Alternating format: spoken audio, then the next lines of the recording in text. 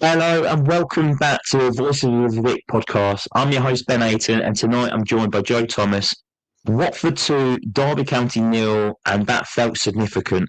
Ed Steele has his first win as Watford head coach, a clean sheet to go with it, the quickest goal of the season inside 5 minutes for Watford, and suddenly we're 3 points outside the playoffs again.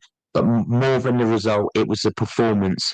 We attacked the game, we used the width, we look aggressive, we was organised, and dare I say it, we look like a team of the edge again. Nestory Irankunda back and looking a handful. Luca Kjerrumgaard back on the score sheet. A rock solid defence display from Abankwah and Goglichidze. I knew I was going to butcher that. We'll just call him Saba. An 18-year-old Stephen Mfuni playing like a seasoned pro, and the fans fully behind it, chanting Ed Steele's Yellow Army throughout the game at Vicarage Road. Is this something to get excited about, Hornets? Tonight, me and Joe will break it down, talk about all the positives, all the big talking points, and the referee. But what's more for the bigger picture for the Hornets going forward? Joe, lots to discuss. How are you, mate? Yeah, good, mate. Really good, especially with 3 points in the bag this weekend. Obviously, we knew it was going to be tough. Derby obviously going well. I said in our podcast chat before that the record that we had against Derby was pretty good. 5 straight wins. I think this is now 6. Didn't really expect, when like records just keep going, you kind of think, it can't, it might tumble at some point. Was yesterday going to be that time? Obviously, we hadn't won in a long time. I had a look at the longest football league winless run table, and we were 3rd or 4th on the list, I think. Sheffield Wednesday, obviously, far out there. I can't remember who it was that was 2nd, but we were 3rd, and that was 7 games. So, yeah, obviously it was a concern yesterday, but obviously, as I said, I've only seen extended highlights, but from what I've heard, it was a fantastic shift from all the boys over 90 minutes, and really great. I'm really pleased to obviously see us win. How about yourself, though? I know you were at the game with Kate and Isla yesterday. I saw Isla look like she was ready to be a football hooligan in the photo you posted of the two of you. Yeah. She was ready to kick off, mate. She was gunning for Colton Morris. The moment I told her that Colton Morris was an ex-Luton player, she turned to my wife Kate and she was like, "He's ex-Luton. We have to boo him." And I just loved it. It was like the sense of pride just came over me, and I was like, "Go on, girl. She gets it." And then the moment he came on, she was like, but also doing like the thumbs as well as like a typical 5-year-old would.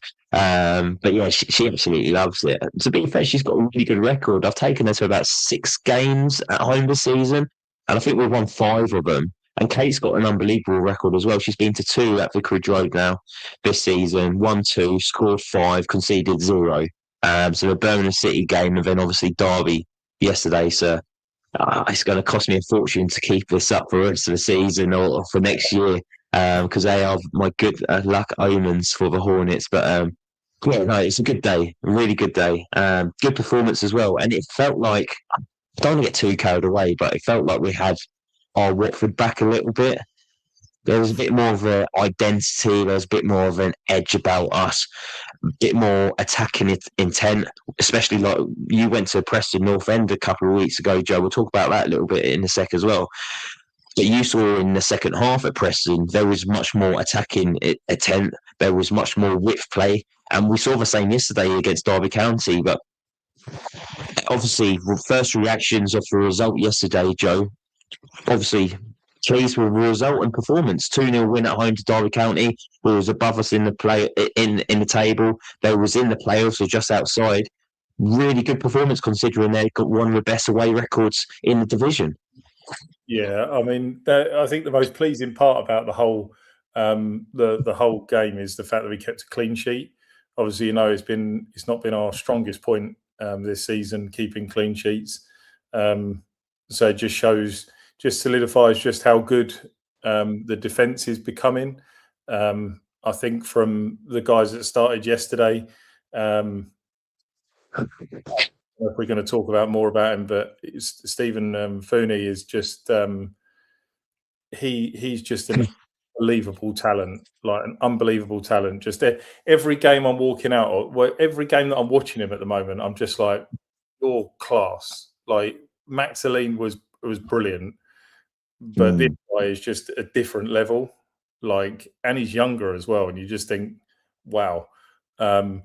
Obviously, he's taller as well. I think he's just a couple of inches taller. But his calmness on the ball, the way he just the way he dispossesses players. I mean, I saw his stats yesterday that were posted. He was first in everything. Like Jules no one dribbled past him. The amount of tackles, I think he won 7 tackles. It was 100% of tackles that he went in for. He won. He's great aerially. We saw the whole game from those consecutive corners that we had. That he had 3 chances to score. I think it was at Holloway. So he's great with his passing range is brilliant. I think at Preston there was a couple of times where he was one side of the pitch and he sprayed the ball like 40 yards across the pitch to someone else. He's just superb. Like, I really, really, really do love him. I think he's a great footballer. I'm still undecided whether he's suited at that left back role. I don't think he's necessarily a left back, but he's fitting there at the moment. I think he's better at left centre back from what we've seen. But needless to say, I mean, he's been excellent in both positions. Obviously, the Southampton game he played. I think that was his first game there at left back, I think, and he's played there ever since. And with him, Abankwah, I'll say Goglichidze. It's better than me. Goglichidze. There we go. Goglichidze. Okay. Yes, Saba for short. Saba. Yeah. He's like been the parking app. Yeah. He's been great as well. So yeah, I mean, whether I don't know. Obviously, Ngaki has come back yesterday, and he was out injured. I actually quite like the back line that we had at Preston with Pollock, Goglichidze, and those two at centre back, and then Abankwah. I know it's not his suited position at right back, but he was excellent last week at Preston. And again, yesterday I've seen again from the extended highlights a couple of tackles that he put in yesterday and stopping attacks. He, as I said to you before we came on, James Abankwah was slowly becoming my favourite player at Watford for this season. He's just getting better and better with more minutes that he's playing. It's obviously just a shame that he didn't get so many minutes at the start of the season, isn't it? Because with him in the side, things could have been different at the start. I feel like with James Abankwah, in the last couple of seasons, you've seen that he's got a mistake in him, and it's because he's inexperienced. He's not had much game time. But I think you're seeing now, Joe, with the consistency of playing week in, week out, and being dependable and being reliant on him at the back, he's actually performing really well. He's been outstanding. He was my man of the match yesterday. The way he dealt with Patrick Agyemang, he just had him in his back pocket, and he would have tipped him out when he got home and put him on the side with his keys and his wallet. He was just amazing. The strength of Agyemang as well up against Abankwah, it was like two guys just wrestling it out, and it was like who was going to win that first battle was going to win it for the rest of the game. And I felt like James was on top with him from minute one. And then I think Patrick Agyemang kind of lost a little bit of confidence, and he knew that he didn't have to beat him off James Abankwah afterwards. And it was a phenomenal performance. But yeah, with Saba as well, I've been really impressed with him. I think he's probably more suited over on the right as a right centre-back than a left centre-back. But saying that, he's still doing a decent job at the back, and he's making us very solid. And it's to think that was a team without Matty Pollock yesterday. Obviously, Pollock came off the bench and shored things up a little bit towards the end, but we didn't really need to shore anything up at all. Joe, you wouldn't have seen the full game, but you've seen the stats in the highlights. There wasn't much threat from Derby County at all. We kept them at arm's length, and that's down to the credit of how Ed Stills approached the game and how he set us up. And tactically, he was spot on. He was coaching the team from his technical area.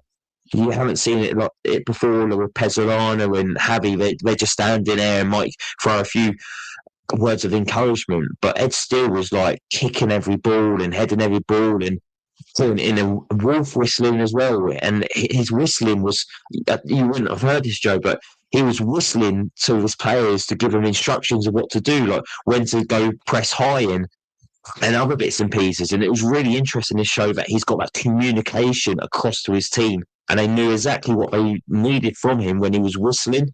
And I haven't seen that from a head coach before, and from a Watford point of view. And I thought it was outstanding. At first, I was like, "Who's that twat whistling all the time?" Looked over, and it was actually our head coach. And I was like, then I could see why he was whistling and what the players were doing off the back of that. And I was like, okay, I can get behind this. It was irritating at the start, but now I know what comes alongside it. I'm fully on board with it. And yesterday, Joe, the fans were behind him from minute one. He obviously came out, and Watford announced him as the new head coach. He came out and clapped the fans. But in his press conference leading up to the game, Joe, he said he wanted the fans on side. He wanted their support. He wanted them to help him over the line, in effect. And they certainly did that yesterday. I haven't seen a fan base get behind the manager so early on in their reign as I did yesterday. They were chanting Ed Steele's Yellow Army from the first moment to the 90th minute. And we was 1-0 up for 4 or 5 minutes into the game and didn't score again until the 90th minute. But the fans did not quit. They did not stop, and they kept on singing Ed Steele's Yellow Army. And at one point in the first half, when we was kind of maybe losing a little bit of edge and it was maybe going a little bit flat, the fans were getting behind him, they were singing, and Ed still appreciated what we was doing, and he actually applauded the fans, saying, "That's what I want." And then I think the fans felt that energy back from Ed Steele, and I was getting on board. But do you feel like there is that connection with Ed Steele already? And is that maybe down to his communication skills he's had with the fans so early on? Yeah, I think you kind of look at his interview before the Preston game. I listened to the podcast that who was it who put it out? Was it John the Rookery and then the Watford Buzz? Yeah, I listened to that on the way up to Preston, and he said, all I asked the fans before the Preston game is that they turn up with just a little bit of confidence in us, and if they turn up with the confidence in us, that'll rub off on the players while they're playing. If we can feel that the players want it, we can feel that the fans want this, then it just gives that players that little bit of extra energy in games. And I'll be honest, you know what, as you say, like, we've not heard people get behind the manager so early on. For me, I was just like, you know what, he's kind of right in what he's saying. Like, we go in with such a negative attitude because we've got a new manager. We're like, oh, here we go. This is our 26th appointment now, is it? I think 23rd different manager. I've lost count. I've lost count, yeah. But like, for example, like manager 18, I don't know who that was. You'd be like, oh, so what? He's going to be gone in 6 months. It doesn't really matter, does it? It doesn't matter if he gets a tune out of these players for 3 games. In 6 games' time, we're going to be losing. And we'll be back to square one because the players just don't give a shit. However, like I say, we turned up at Preston. I've got to say, and you'll probably agree, we didn't see what we've seen in the last game and a half in that first half at Preston. It was awful. There was no. I didn't feel like the players were, the formation was right. There were things that were wrong, but he quickly saw that things were wrong, and he changed that. And he then the play, like the fans, obviously we got those 2 early goals within the first 10 minutes of the second half at Preston, quickly turned things round. And from that point on, the mood in the stand was completely different. The fans were constantly singing. You could see that the players then, every time they kept coming down into our corner, the players were like kind of geeing the fans up. The fans were right behind them. And, at the end of the game, and I've never seen a manager do this, but Ed Still, not only did he get the players over to the corner to come and applaud the fans, but he got the whole of the staff that were there on Saturday at Preston, all the like kitmen and the male, female, every person associated with the club that was there on Saturday was there in that corner, and he made a point of them all coming over to the fans, and the fans appreciated that. Ed Still was there. He lapping up the applause, and obviously what we saw in that second half was fantastic, and it was something to be excited about. I was coming home thinking, actually, I can see that he's going to make a difference. I can see that this team won it. I can see that there's just a bit of a different feel about this. And obviously, as I say, I've not seen the game in full yesterday. I've only seen highlights. But from what I've heard and all the comments that I've read, there's nothing but positivity. And we've won the game and we've kept a clean sheet. And if you kind of, like I say, you forget that first half at Preston, I know we drew the game, but that second half, we won 2-1 in the second half because he got things right and he got the formation right and he was playing people where they were meant to be played. And we've won 2-0 yesterday. So he, for me, is showing all the right things at the moment. Whether that goes into Tuesday night against Ipswich, obviously they're not on a great run. So it's going to be very difficult because they're probably looking downwards at the table. Obviously, if we win, really closes things up. So they're obviously going to be doing their best to make sure they don't lose the game. But yeah, I mean, if we carry on like we have done in the last game and a half, there's no reason why we can't beat Ipswich on Tuesday night. Definitely. They're a wounded animal at the moment as well. 5-3 defeat away at Wrexham. They'll be hurting after the back of that. You're either going to get a Ipswich team at turn up and they're going to pay us off the pitch and just absolutely hammer us because they're out for revenge, or they're going to be wounded. They'll be turning up limping all over the pitch and Watford can capitalise. And I went to Ipswich away earlier in the season and I felt hard done by that. We came away with a point, and it was a hard earned point. But I thought we was well in that game, and we could have easily picked up for all 3 points there. And to go away disappointed at Portman Road with just a point, I think we can more than match them or even beat them at Vicarage Road on Tuesday night. Going back to Ed Still as well, I feel like we're starting to see him in the squad and having a positive impact on the squad. I feel like there's a bit more of a togetherness between the players. I think communication is key. Him speaking French and English, that's a massive help with our squad. He's talked a lot, Joe, about the pace in the team and the speed and how he wants us to be aggressive. And we certainly did that yesterday, Joe, didn't we? That was our fastest goal of the season in like 4 minutes and 50 odd seconds, where Luca Kjerrumgaard got the opening goal for Watford. But I think that's what we've heard from Ed Still. He says he wants us to be aggressive. He wants us to play with speed. Obviously, inserting Irankunda into the team is going to add to that pace. But it was a fast start from Watford yesterday. Yeah, it was. It was great to see an early goal. I was very surprised. I couldn't believe that we'd scored so early. It's been a while since we have scored that early, to be honest. But yeah, it's great. It was great play from Mama. Obviously, he got the right side of his the fullback. Was it Ward? I think that was out that side. Yeah, do you know what? I think if it's interesting because if that incident happens in the second half and we're a goal up, you'd probably think that the player would fall to the floor because he's had a pull on his shirt, and you think, I'll just go down here. But obviously it's 0-0. You want to get ahead. He probably saw that he'd have a yard or two on him, so there's no reason to go down. He's obviously got the ball in the box. It wasn't the greatest ball in the box.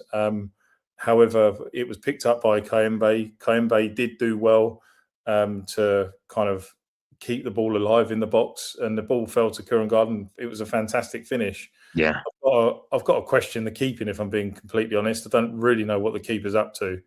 I can't it's taken a bit of a deflection. But if I was a Derby fan, I'd be really disappointed with the keeping. But yeah, I mean, it is great to see us start so well in a game, and I think the fact that we, from what I've seen, Irankunda looked really energetic yesterday. We look to be using the wings quite well with him. I'm still not sold on Georgie out on the wide left.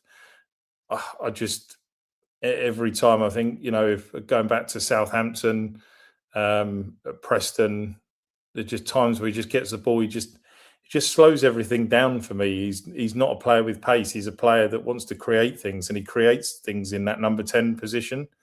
But the only problem for me is, as well, is as good as Irankunda is, and he's lively, I don't think Irankunda's a wide player either. I think Irankunda's best suited as a number 10, and you can't play two people in that position. And we kind of said this at the start of the season when we were getting all these wingers coming into the squad. How are we going to use people? Like, where are people going to play? And because you want to keep people happy and you want to keep the squad sweet, they're playing people that aren't in the right positions. For me, I don't know if you agree, but Quadro Bar, obviously, I know he had his incident yesterday where he went off after coming on. He obviously got 15 minutes yesterday. But at Preston, he was phenomenal. He came on. I mean, he did the same thing at Southampton. We were crying for him to come on. He came on, and within 30 seconds, he won a corner. Preston, he come on second half. Within 30 seconds, he's skipping past people, getting the ball in the box, and he's doing things. He's creating things. As soon as he's on the ball, he's doing things. Yesterday, I'll be honest, I think after what I saw at Preston, I was 99% certain he was going to start yesterday. I thought he'd done everything right against Preston that would have given him a starting role from the off. That wasn't the case. He started Irankunda instead. My opinion was, I get you want to change things. I get Irankunda's a good player. Does it send the right message? A player that, obviously, whether we agree or don't agree that it was violent conduct or whatever, he's been sent off for lashing out against Swansea, and you reward a player by bringing him straight back into the team, where there's other people, I think, that potentially have just done a little bit more while he's not been around that probably warrant a start. So for me, I thought that Irankunda should have potentially started on the bench yesterday. That being said, from what I've seen, there was the commentator yesterday, there was an incident where Irankunda was down injured and he went off on the sideline, and he was like, "Oh, this is going to be a worry for Watford. We're not going to know when he's going to be back." And then 30 seconds later, he's on the pitch and he's ran half the length of the pitch and nearly scored. I was just he's rapid, man. Did someone put a Duracell battery in his back or something? I think it was, yeah. They was rubbing his hamstring, but I think they inserted like a Duracell battery in the back of him as well. He was rapid. The Derby player was not expecting him to come over his shoulder, and he was the last man, that Derby player as well. Yeah. So it took him by surprise. And yeah, it's so unlucky. He couldn't really get the ball out his feet just when he was going to take that chance. He had like 3 players running down on the back of him. But yeah, if that went in, Derby fans, players wouldn't have been happy, because I don't think they were happy with where Irankunda joined into play.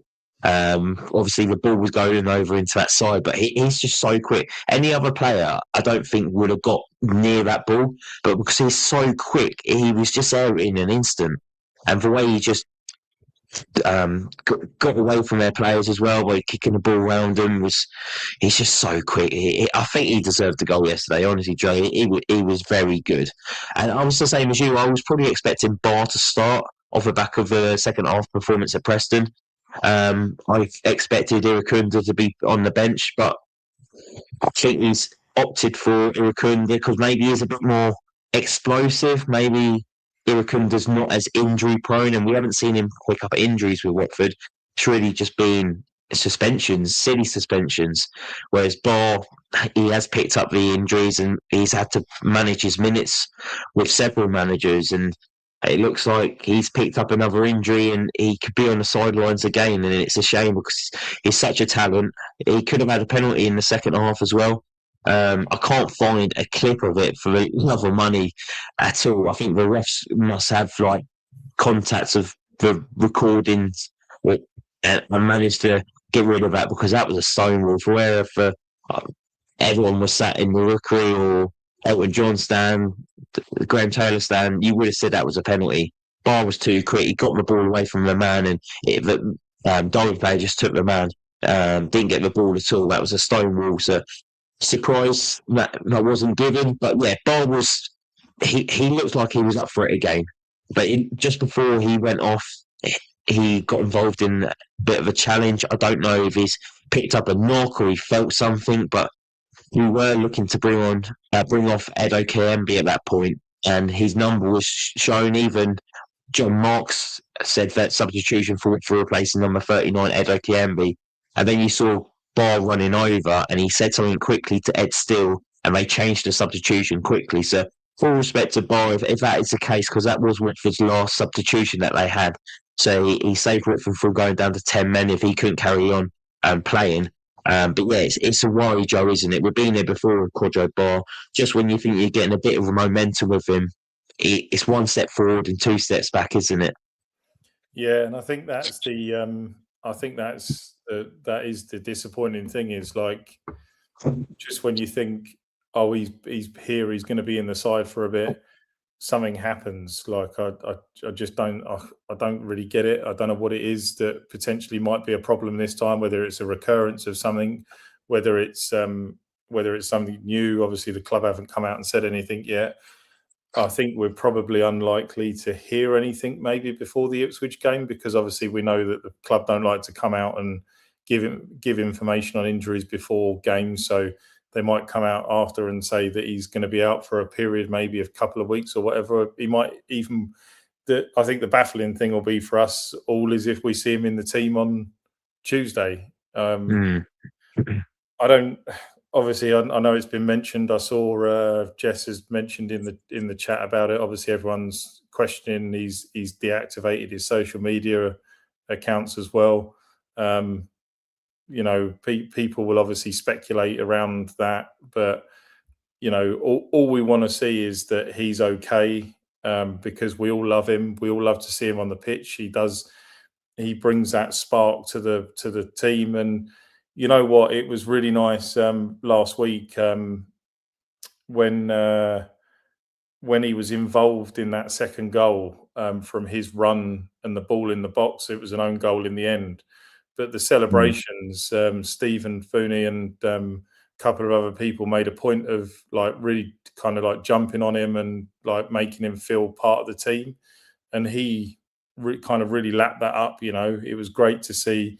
It was great to see him kind of smiling and on the pitch. And yeah, you know, whatever's going on, whether it's something to do with his mental health, injury, anything, you know, just hope he's okay and he's back within the match day squad soon.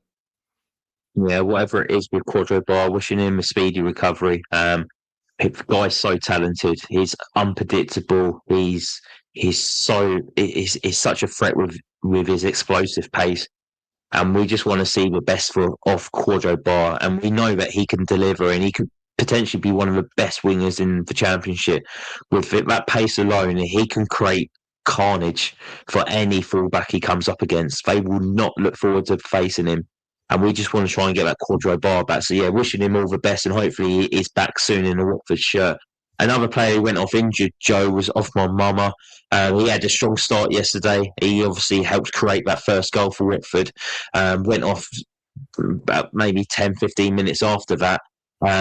That's a big blow for Watford. It looked like he's pulled like a hamstring or something. He was limping heavily at full time when he came on to walk around the pitch and clap the fans. He was hobbling quite heavily. So I imagine he will definitely be missing for Tuesday. But that's two wingers that are out injured now, potentially, Joe. big blow for Mama. He's been very consistent. He's a threat in each game. He always causes trouble for his fullbacks as well. But it's a big miss, isn't it? Two wingers now in one game that you've lost.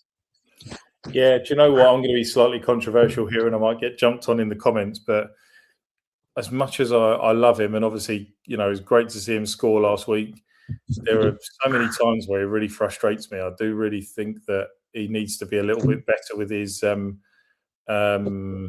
what's the word?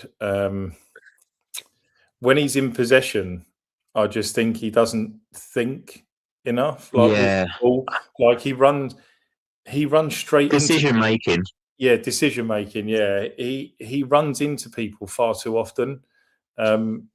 I've found it. Obviously, he beat a player yesterday. That was great to see. But I think the previous 3-4 games, I can't recall a player that he beat. He just would get the ball, try and skip round someone, and he'd just get dispossessed. And it was every time that he was, obviously he scored against Preston. Great. He kind of cut inside. That was brilliant to see. We know he's talented. I'm not saying he's not talented. He's unbelievable. Like in terms of what he can do with the football, watching him, from highlights at the under-20 World Cup, he was phenomenal. He was brilliant. It was really exciting to see that this player was going to be coming to Watford. My feelings haven't changed. I don't think he's a bad footballer. I just think he's got a lot to learn. This is a very fast-paced league. It's like, Ed still wants high intensity. That's what this league brings. He, I think, will get better in time. But yeah, for me, if he's got injured, obviously I'd never want to see a player get injured.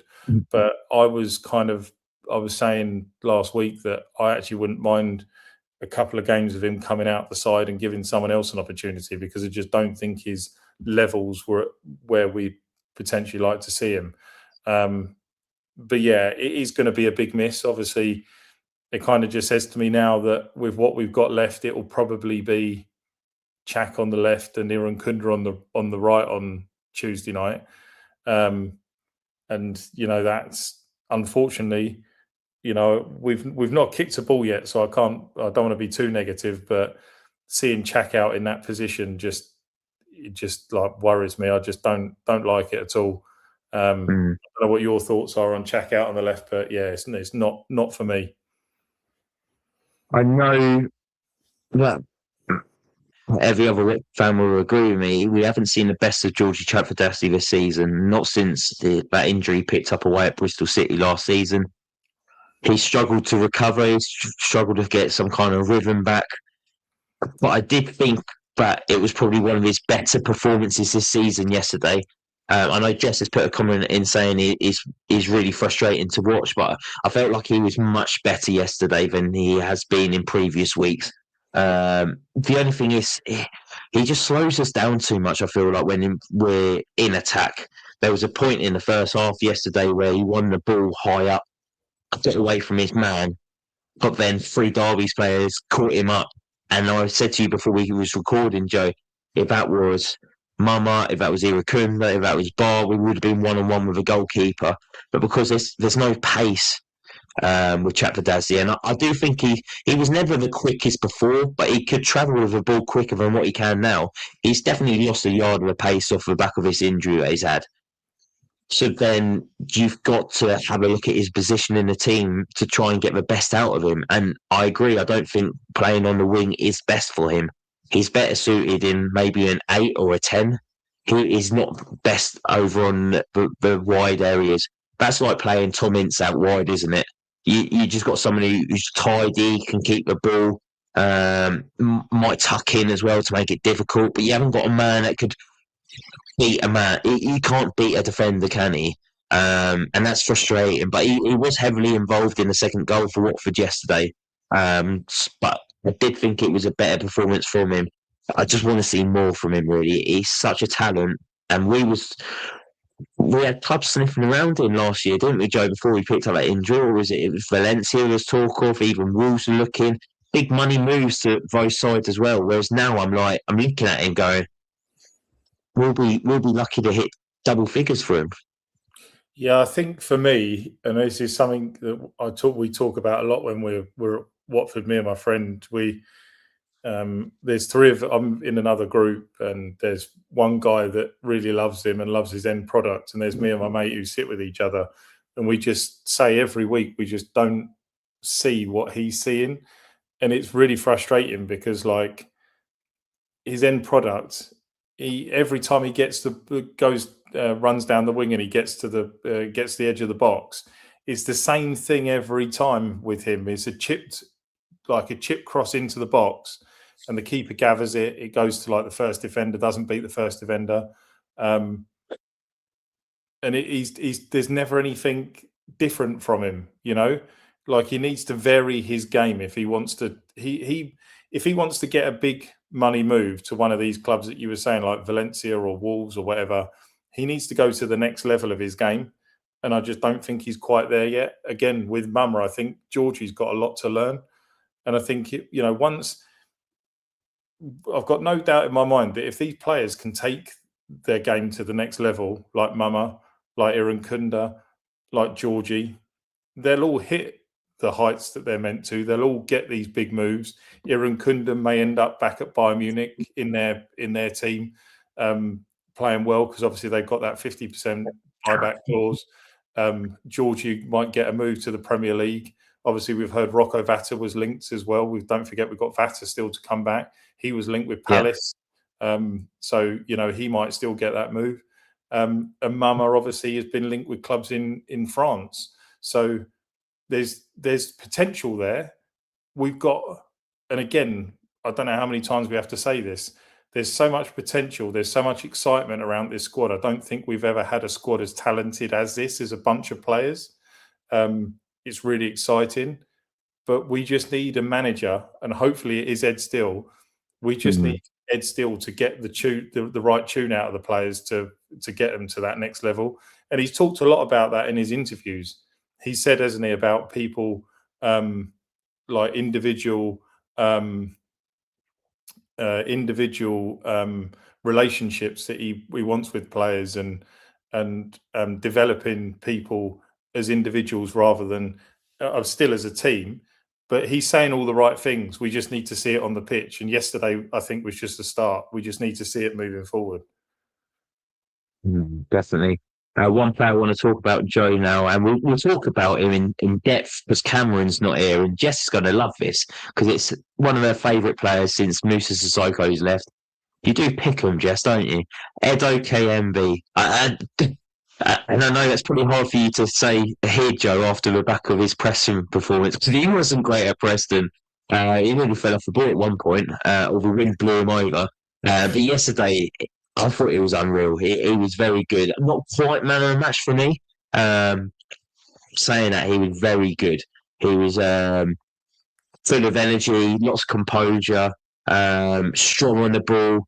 He had about 15 shots from distance in the game. The 15 shots went wide or down the keeper's throat. He won one of these days. But yeah, outstanding performance. And it's every manager that comes in, Joe, isn't it? It's like, will they play Edo Kayembe? And he still manages to get a game. But yesterday, I felt like he actually deserved that spot for coming in game against Tuesday night opponents, Ipswich Town, because he has probably earned it off the back of yesterday's performance. Yeah, he probably has, based on what I've heard. Doesn't mean I agree with it. I've still got my reservations about Edo Kayembe. There's still things that I feel like he doesn't do enough of. But that being said, as I've said a few times now this season, like you've just said, every manager that seems to come in under has got Edo Kayembe to picks him. It's not like if Ekwa or Bove are both fit and ready to play, does Kayembe start? I'll probably question it and say no. I don't think Kayembe maybe does get in the team. I think once Bove's properly fit, I think Kayembe might have a spell out of the team. But if he keeps playing like he did yesterday, then obviously it gives the manager a headache, doesn't it? And that's what you want. You want people playing their best. You want people proving that they have earned the right to start a game. And Yeah, I mean, again, like you said, Preston didn't really rate him too much. I didn't think he did a lot right. But he got a start again yesterday, and he was a lot better. Be nice to see him score. I saw he had that long, and he loves a long range effort, doesn't he? He had that one just wide in the second half. I saw from the highlights when he was driving forward, I knew that he was just going to pull the trigger. It was a little bit further wide than what it probably looked at the first glance, but yeah, I mean, he's got things in his locker where he can produce things out of nothing. We saw that Derby away. He came on that game, didn't he? And he played, I think, the last half an hour, and he completely changed the game. And we obviously ended up winning the game thanks to him. So there's a lot to be thankful for Fredo Kayembe, even if he is a bit frustrating at times. Yeah, I just feel like he slows us down sometimes. He always takes that extra touch, doesn't he? Which is frustrating. But yeah, yesterday couldn't fault him. And I've always said we're quick to jump on people's backs and give them criticism. So we've got to give them credit as well when they deserve it. And I think Edo yesterday fully deserves for credit that he's got from lots of Watford fans. So yeah, fair play to him. Just wanted to talk now about the defensive unit that we're forming, Joe, at the back. Obviously, that was a clean sheet. We got a clean sheet away to Hull as well. So Charlie Daniels came in and he kind of got us a bit more secure at the back, got that clean sheet. We've now seen a clean sheet under Ed Steele at home to Derby County.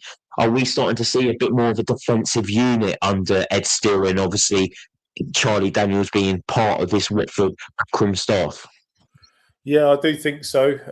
I will say I'm really gutted for Mark Bowler because I don't think he really did too much wrong in coming out the side. It's a real shame for him because he's looked good on many occasions this season.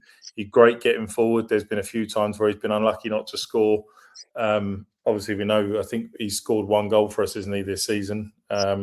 But yeah, overall, I didn't think he'd really put too much of a foot wrong. But what players are starting at the moment, like I say, as I said, touched on earlier, I think the back four for me that started at Preston is the back four I'd like to see more of, with Abankwah and Mfuni as the fullbacks, and Goglichidze and Pollock as the centre back pairing. I think, just for the way Pollock talks, obviously we didn't have him yesterday, but the how vocal he is within the team, I think is something we need still. The only problem is like you said, is Goglichidze is better as a right centre back, and that means that Pollock would have to go back to that left centre back. And we know we've been crying all season, haven't we, for Pollock to be in that right centre back position. So, what do? Do you sacrifice it? And like, what happened yesterday, Abankwah was obviously, I'm presuming, then left Goglichidze right, and then Ngakia was a right back. It's Ngakia is still, for me, the jury's still out on him. I don't think he's been as good as what he can be, which is why I would prefer Abankwah. I think as well as I don't know if you watched. Did you watch much of the Preston game? Yeah, I watched it all. Yeah, so you'd have seen Abankwah's pace, like the speed he's got. He can beat people, and that's what we need. Like, defensively, he's great, but we also have that pace as well. And I think that's a must. And I just don't think that Ngakia has got the same sort of pace as Abankwah. You made me laugh there when you mentioned about James Abankwah's pace and like getting forward. You missed it yesterday.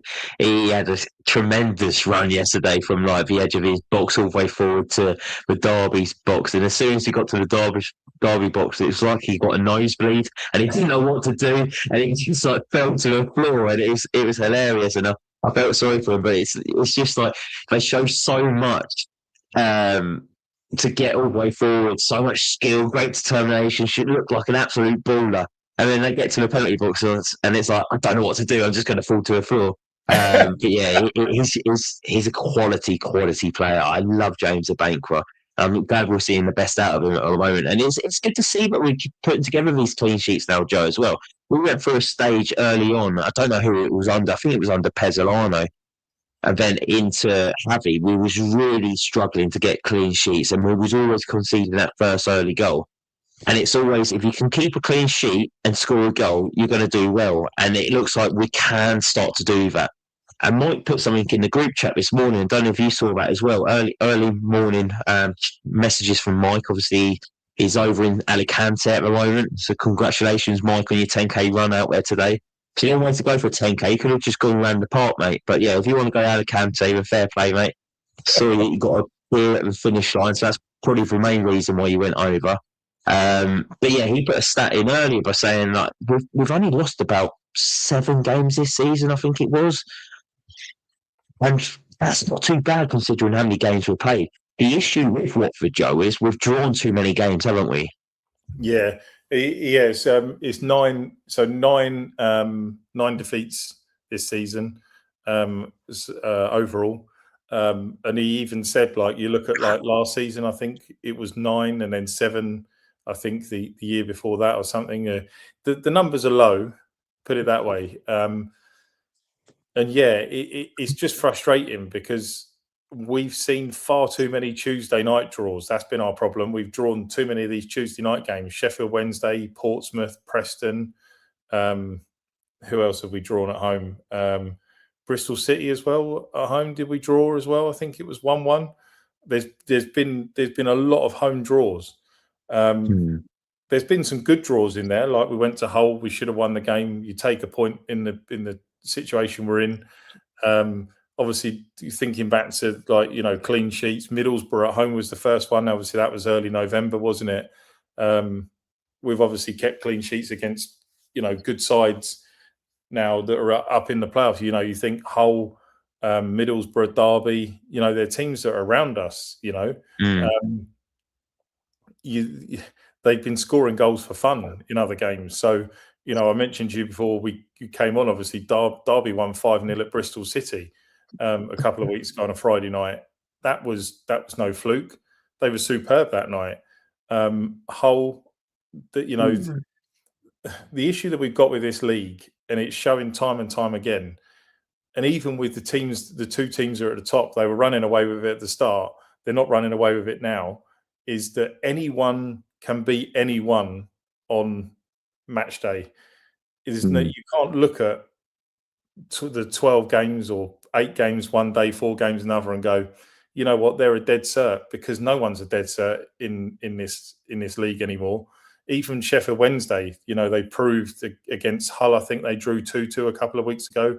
Unlucky not to win. They were, as poor as we were, they were really unlucky not to beat us. So they've gone close, and they've shown that even though the performances haven't been there, they're still trying. They tried today, against Sheffield United. Obviously, it didn't come off. Commiserations to them. Obviously, that's them relegated now into League One, which is crazy, isn't it? We're not even out of February, and we're having to say that a team's been relegated from. They're the first team that's been relegated this early into the season, but obviously the points deduction hasn't helped, Joe, has it? No, exactly. They've been shafted there. Obviously, from what we've read as well, Leicester are probably going to get a hefty deduction on top of what they've already had as well. I hope so. That would be hilarious. Yeah.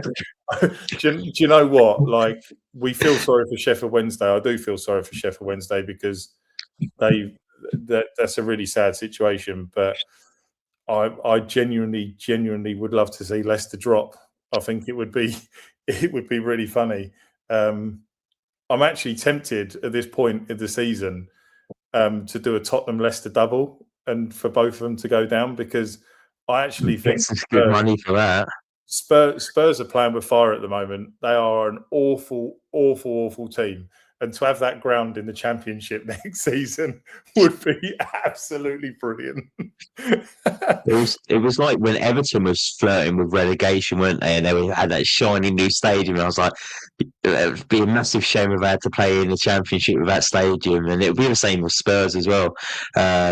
So yeah, no, that'd be hilarious if Leicester got another heavy fine and points deduction, because it couldn't have happened to a better fan base, really. Obviously, we've got a bit of a rivalry with Leicester with that Deeney goal, the Deeney game. So yeah, I would absolutely love it, and especially with the amount of times Jamie Vardy's fucked us over with all the penalties he's won and scored in the past and cost us games and points, and yeah, send them down. I loved it yesterday, but they thought they won it, didn't they? Harry Winks scored a quality goal for him to put them 2-1 up, and I think they was thinking that they was going to edge it, and then they just left Ben Wilmot just free at the far post for a tap in. It's like, you got what you deserve, boys. But yeah, I'm all here for Leicester getting relegated. What was I going to go to next, Joe? Impact subs. We saw Doumbia come off the bench yesterday. He got his 5th goal of the season for Watford.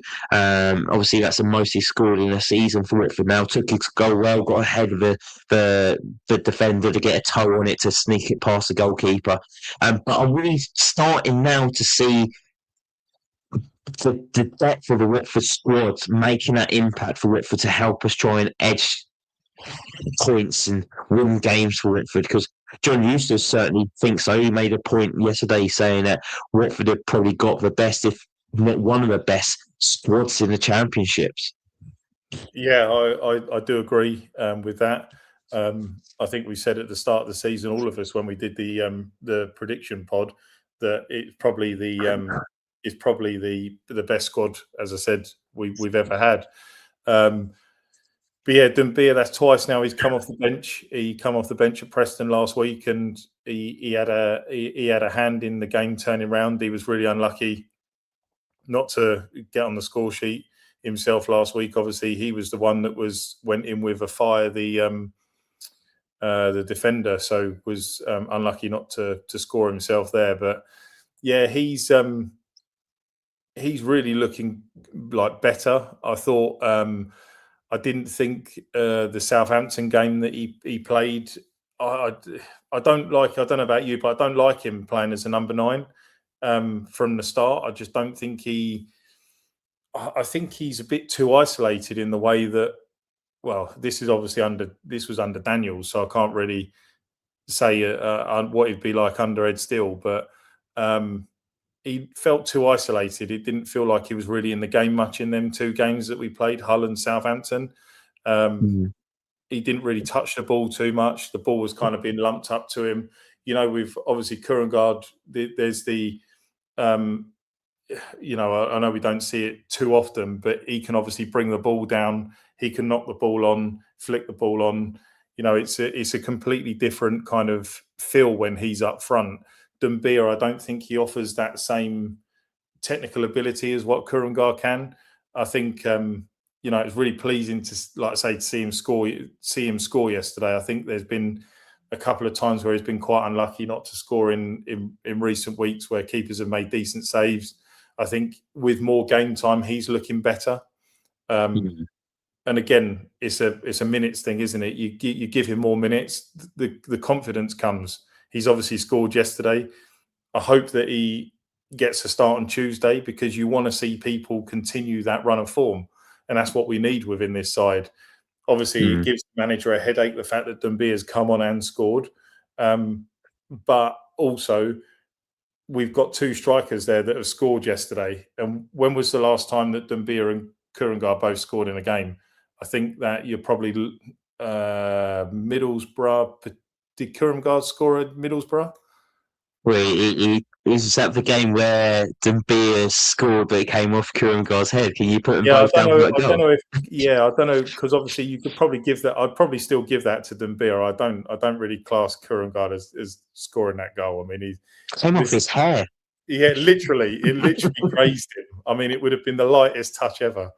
But yeah, you don't often see both your strikers scoring in a game, and obviously that happened yesterday, which was really pleasing to see, because not only defensively were we great, but both our attacking players have got on the score sheet. So both ends of the pitch is really pleasing to see. Yeah, we were struggling a few weeks back where we couldn't stick the ball in the back of the net. So it's nice to actually have strikers that have both scored in the same game now.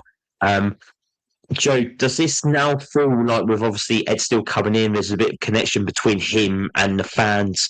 Does this feel like a bit of a reset between the team and the supporters? Yeah, I think so. I think the fact that the supporters were behind him at Preston, I think the fact that so many people stayed behind to clap him and show their appreciation for the fact that, although it was a bad first half against Preston, the players they dug deep and they turned it round and they put in a good performance, which overall is what you want to see. You want to see your team doing well. Yesterday, obviously, the fact that we scored early, the fans got behind, were chanting his name. Obviously, I didn't see at the end of the game where if he kind of walked round I'm pretty sure he probably would have done, walked around the whole pitch and clapped the fans, especially, in the rookery, as every manager does. I think the fans are fully on board with him. I was chatting to a couple of people before Preston in the stand, Charlie Bush actually being one. And, we said, it's not the manager's fault that they're in these positions. It's the owners, obviously, that are putting us in this situation. And all we can do, and I think, I'll say this for now and the remainder of the season, is whatever happens, the fans have just got to get behind the manager. Like, it's not the manager's fault at the end of the day. He's come in, he started well. That's 4 points in 2 games. They're both teams that were above us or are above us, where we've got that. Obviously, we're showing in a difficult run of games where we potentially thought we might not do well. We are. Obviously, if we keep that up on Tuesday, I know crowds haven't been too great on Tuesday nights. We've seen Portsmouth, Sheffield Wednesday, teams like that. The crowds have been quite low.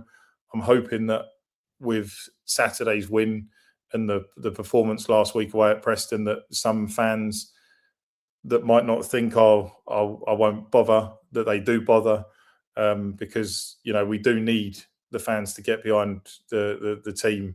And obviously, it's a really crucial point in the season. We're getting so close to, we always say that February is a time where you really need to look at the table, and really take stock of what's going on around you. And we've got 2 more games this month, 2 really big games.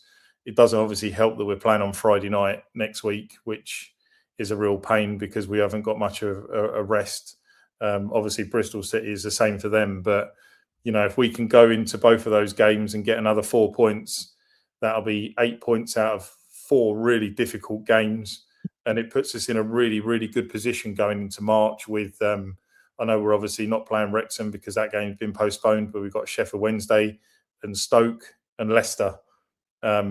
There's some teams there that we can get some points off, and we can do really well in them 3 games going into the international break, because the boys are going to need a rest, because obviously it's a very congested April leading up to the end of the season. So there's no reason why, if the fans can believe, the players will believe, we'll get the points, and hopefully we can sneak into the playoffs. Let's hope so. Off the back of yesterday's 2-0 win, Joe, against Derby County, who were in and around the mix of the playoffs, do you think Ed still has restored belief that Watford can make a push for the playoffs and be in and around at the end of the season? Yeah, 100%. I believe so. I believe that we can do it. I do believe we can do it. I do believe even if we do lose on Tuesday, which there is a strong possibility, they've got so much quality in that Ipswich team. Like there's so many of them players that are Premier League players. So it's going to be very tough. However, yeah, I do believe we can get a result, and I do believe that the players can get the results that they need to between now and the end of the season. I mean, I think we're probably too far behind second. I think that is an option. That isn't an option now. That being said, with the games, obviously we've got the top 2 last 2 games of the season. Yeah, So I you was can't thinking look. about that earlier. They might not have anything to play for at that point. They might both be up at that point. So then we're going there where there's no pressure on either of them. Title might have been won. Second place would be secured. And then we're going up there maybe fighting for something to play for, trying to get a better spot into the playoffs or get into the playoffs. So I think it's probably a better time for us actually to play Coventry at home or Middlesbrough away last 2 games of the season. I think they might even be the games you want last 2 games of the season, Joe. Yeah, or you could look at it. Coventry could be up. Coventry could pull away again. Middlesbrough, very hit and miss. Watford could go on some unbelievable run, get themselves into third position, and that Middlesbrough game could be very important. That'd be it. That'd be unreal, wouldn't it? Absolute scenes last game of the season. I must say though, I kind of want to get in the playoffs and I don't, because if we don't get into the playoffs, that's obviously going to save me a lot of money because it's going to cost a fortune to go watch your team at Wembley. But also, I'm playing at Vicarage Road for Saturday after the end of the game, last game of the season. They're doing the WD18 Mental Health World Cup, which is the Saturday after. So we'd have to postpone it and move that back as well. And I know there's lots of fundraising going on in the team that I'm playing for, which is Chasing the Finish podcast, which is obviously Mike's running podcast. So that's going to clash with that. But obviously, ultimately, I want Watford to get into the playoffs. I really do. I just want a day out at the Green Man. Me and Mike love it. It's a quality day. We've not done it with you, Joe. So we want to put that right this season, and we want to do a Green Man with you because that's going to be a messy day. I tell you that for now. You and me went out for a few drinks after the Norwich game, wasn't it? And yeah, I'm a lightweight as it is, but yeah, that was enough for me. You only had a couple. I think you had to get back, didn't you? But yeah, Jesus, 3 drinks and I'm gone. But yeah, I think we'll probably wrap it up there. We kind of went off a little bit of a tangent at the end. A huge thanks to Joe for joining me tonight, and to all of you who have been listening and getting involved, whether you're watching live or catching up afterwards. Watford 2, Derby County 0. Ed Steele's first win, a clean sheet, and now just 3 points off the playoffs. More importantly, it feels like there's belief building again on the pitch and in the stands. If you've enjoyed the episode, make sure you subscribe on our YouTube channel, follow us on the podcast platforms, and give the video a like. It really does help for the channel grow. Let us know your man of the match, your thoughts on the performance in the comments. Is this a start of a proper push for the Hornets? And until next time, come on, you Horns.